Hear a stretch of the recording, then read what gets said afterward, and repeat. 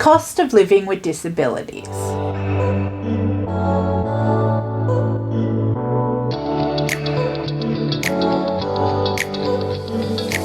Hi everyone, welcome back to Budget of Oz.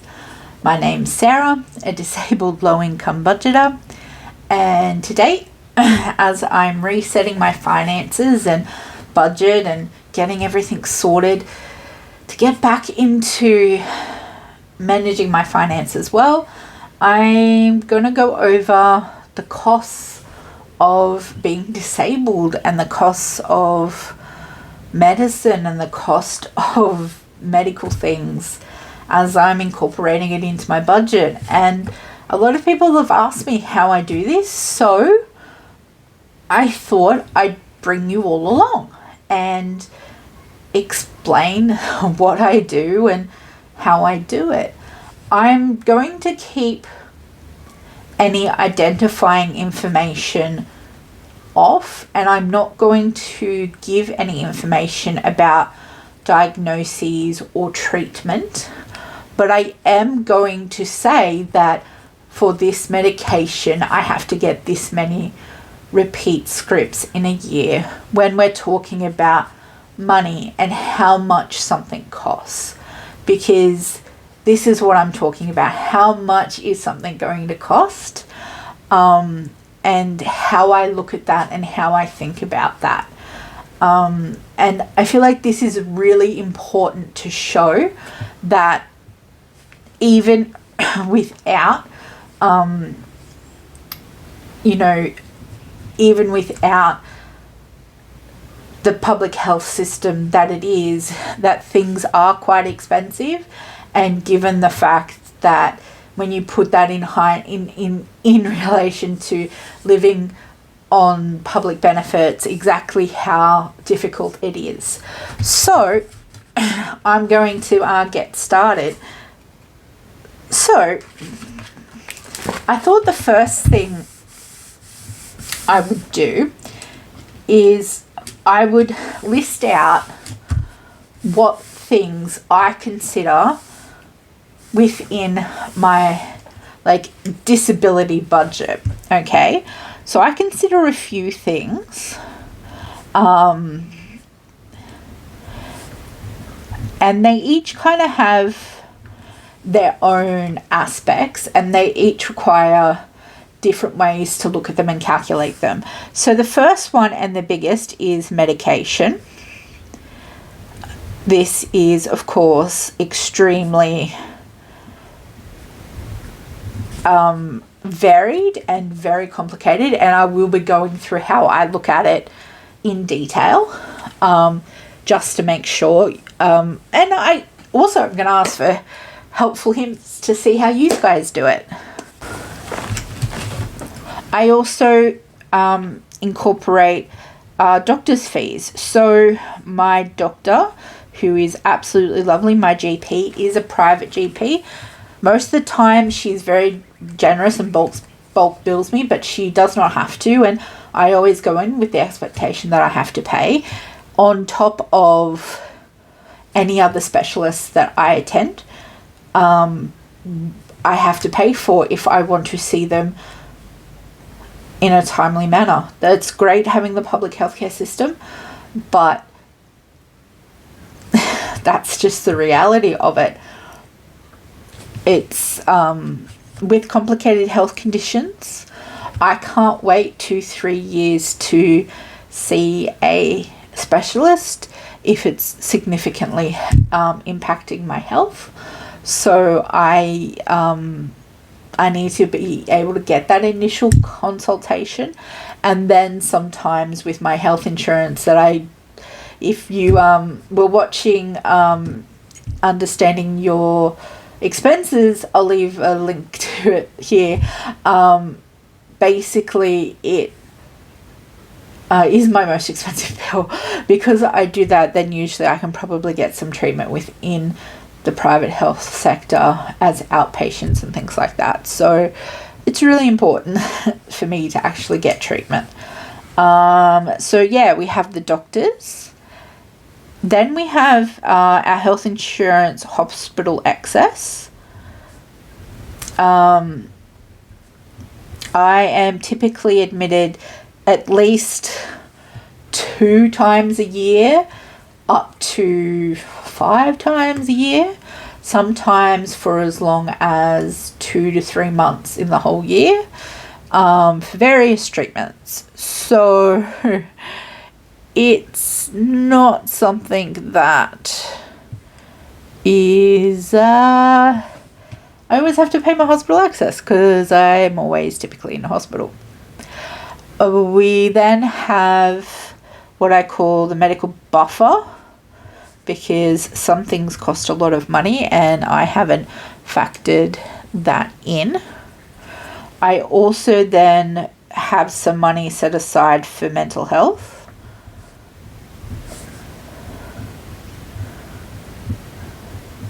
Also some set aside for physical therapy.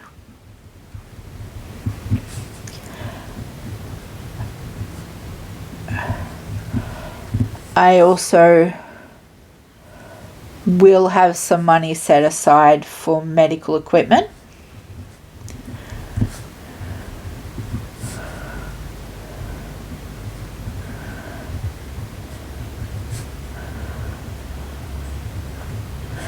And then also some set aside for my NDIS carers.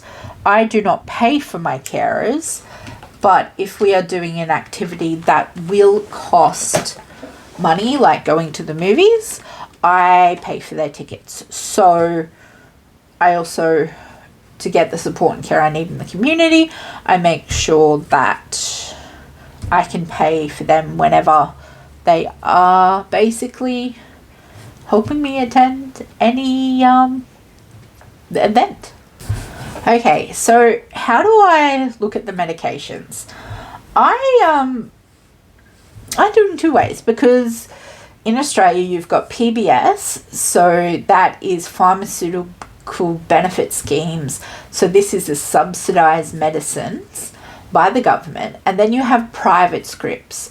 Those medications that have been issued off the PBS, usually because the government has yet to determine that they are valid for the illness you have been diagnosed with, or that the government doesn't deem it medically necessary. Most of the time, for those with chronic illnesses, we have conflicting medications, and so we have to take certain medications that are very old, or certain medications that you typically wouldn't put together because of the side effects and the interactions between them, which means that half my meds are off-label, half of my meds are private. Also, with mental health, there are a lot of the medications that may apply. It takes a long time for them to be cleared for mental health, even though they're cleared for physical health, even though it's proven to be working in the mental health space, and the psychiatrists and the nurses are very confident in their safety and efficacy. It's one of those things that the government just hasn't caught up. So we have to pay the extra cost. They do try and juggle that as best they can, but the reality is that we have to,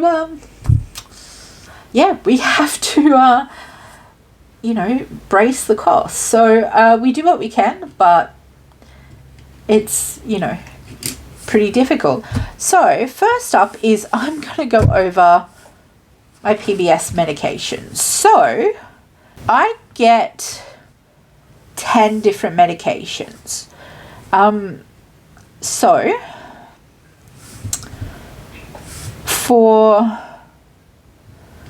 all of them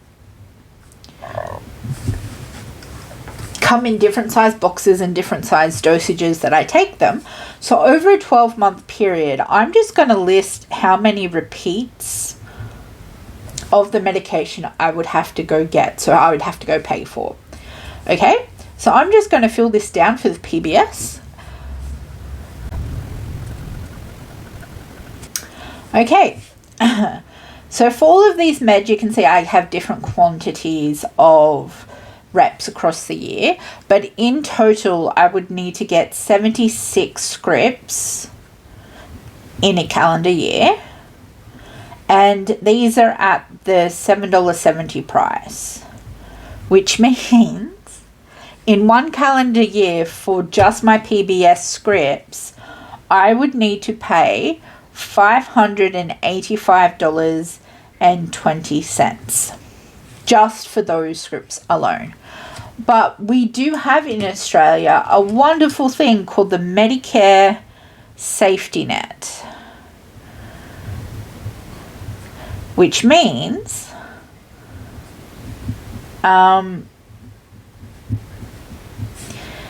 once you've had 36 scripts as a pensioner, the rest of your PBS is free.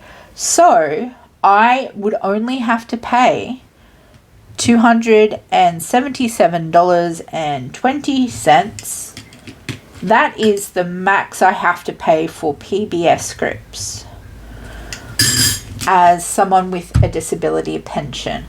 For those who are on other pensions, I believe it's the same, or vets, but those who are not, I believe it's like 1,700. It's actually quite high. They keep that quite high so they can allow pensioners and people like me who do in fact need it, because we have a ridiculously large amount of medications. Yeah, I have qualified for this for the last 5 years. I've always hit the safety net. But that's just my PBS meds. Let me go through and list my private meds, how many reps, and how much they cost. I think I'll just list the meds and how much they cost per year, so you can have a look at what's actually kind of going on there as well. All right.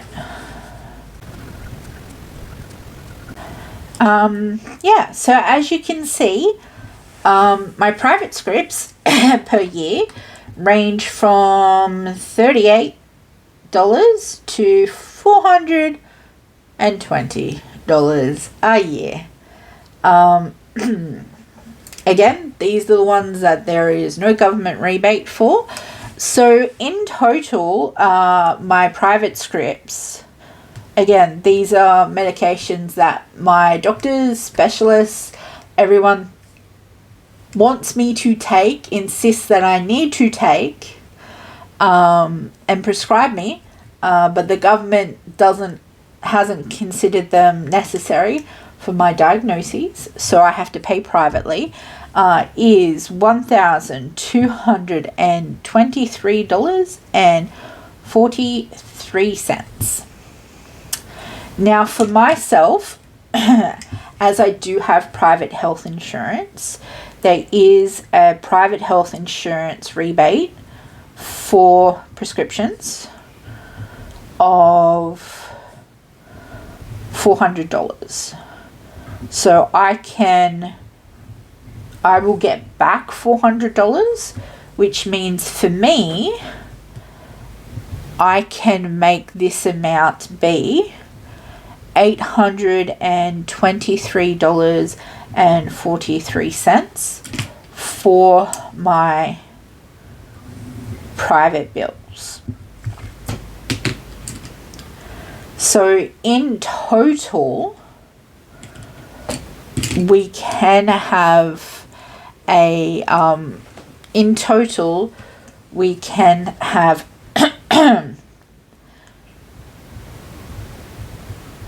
the cost being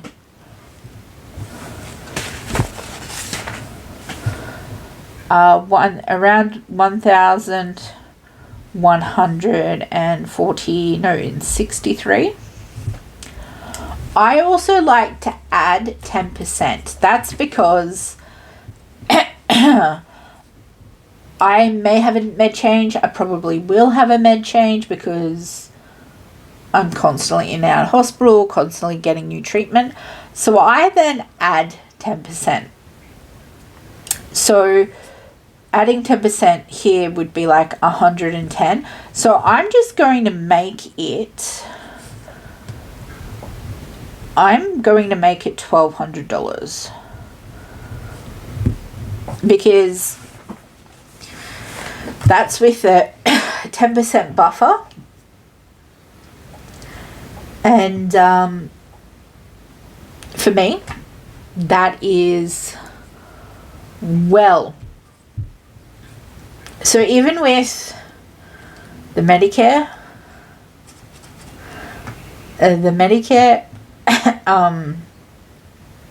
safety net, and even with private health like subsidy, I'm still paying $1,200 a year on medications alone. It's kind of frightening when you look at it. But that's the reality.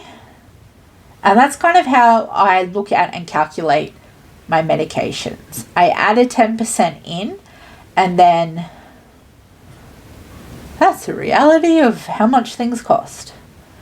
And once I do hit the safety net, that's where I kind of like build up the medication envelope for the next year. Usually in November and December, I'm just stuffing it and not using it. That's because I've hit the threshold, and I can just put money in and not have to take it out. So if you've been here for a while, that's kind of how and why that happens.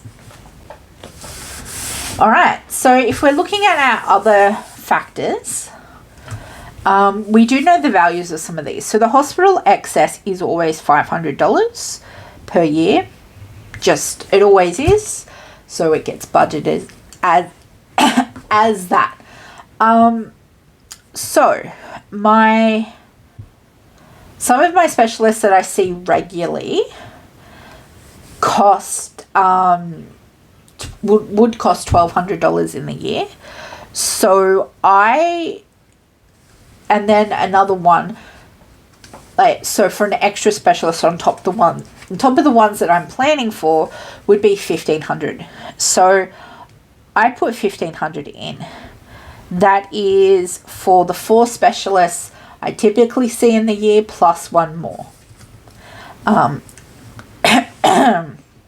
That just makes me feel like I'm on top of everything I need to be on top of.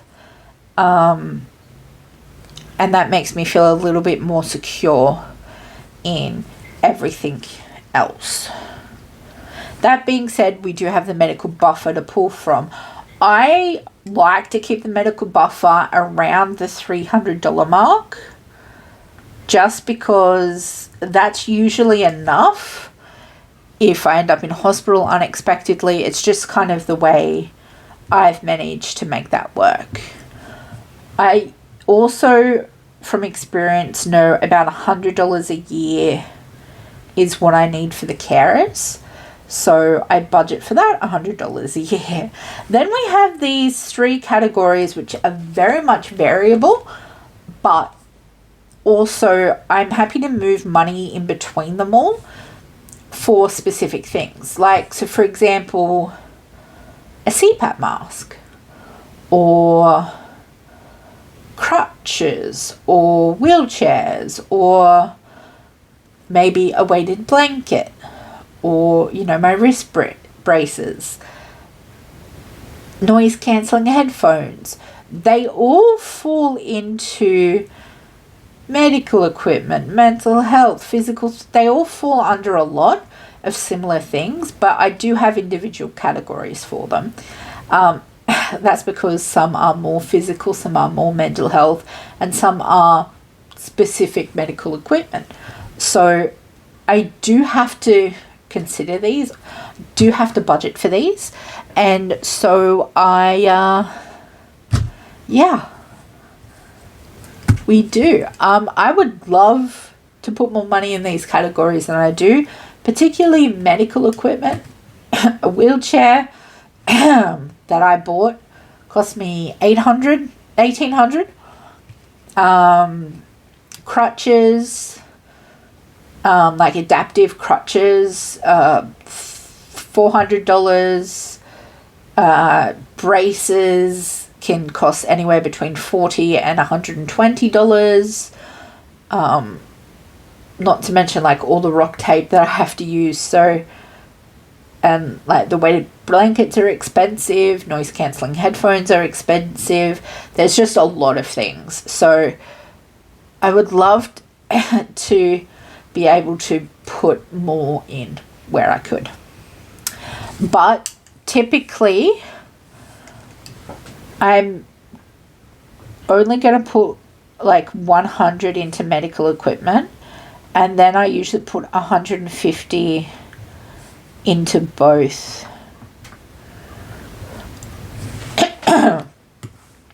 medical and so mental health and physical therapy. So altogether, like my disability costs, let me get a calculator.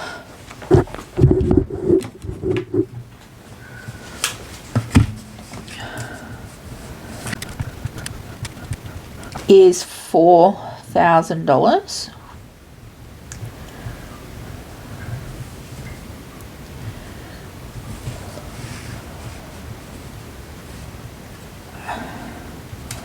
So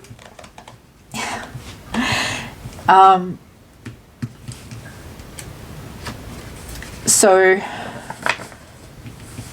my health insurance, right, is $4,680. My disability medical expenses is $4,000.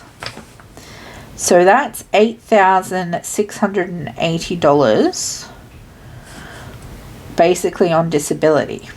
The disability support pension in Australia is $29,874 a year. That means that my disability expenses, so my health insurance, and then medication, doctors, hospital, a medical buffer, a mental health, physical therapy, medical equipment, and paying for additional things for carers is 29%. Let me say that again. 29% of the disability support pension.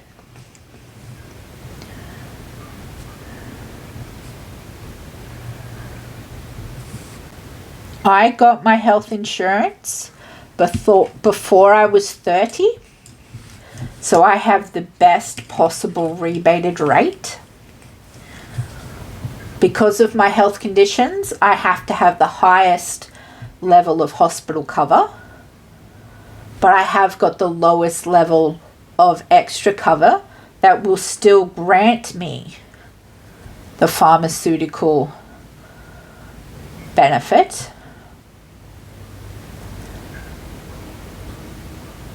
$29% of the government disability pension for me is going towards paying for my disability and medical expenses. I do this to show everyone what it's like, how I manage it, and everything. But this is the reality. This is the cost.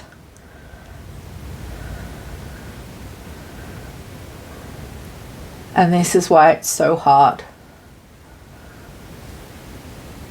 But I'm going to keep going. I'm going to keep doing what I do. And I'm going to keep showing that it can be done. We can get through this. You can keep doing this, and you can still get financial freedom even when the financial odds are against you. So, for all my disability pals, leave a wheelchair in the comments for me.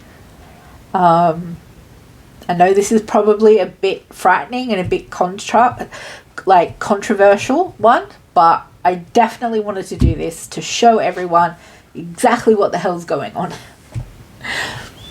As always, you can find me everywhere on the internet. I'm just Budget of Oz everywhere. And I am so grateful you're here. I hope to see you again soon. Thanks so much for watching. Bye now.